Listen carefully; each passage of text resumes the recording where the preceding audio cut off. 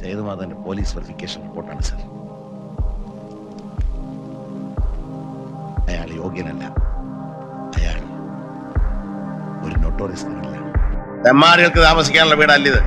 എനിക്ക് വേറെ ഉണ്ട് മക്കള്. അവിടെ ഭാഗം നോക്കണം. തെമ്മാടിത്തരം കാണി ജീവിക്കാനാണോ അതോ മാനമര്യാദയായിട്ട് ജീവിക്കാനാണോ? എന്താ അതിന്റെ പ്ലാൻ എന്ന് പറഞ്ഞിട്ട് കയറിയാ മതി. മോനെ, എന്താ ഇത്? എന്ത് വിചാരിച്ചാ നീ?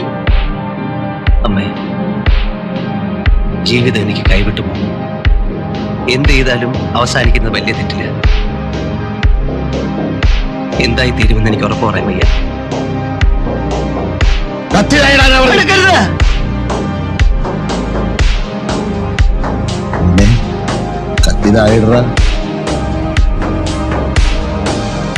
നിന്റെ അച്ഛനാടാ പറയുന്നത് കത്തി താഴെയിട.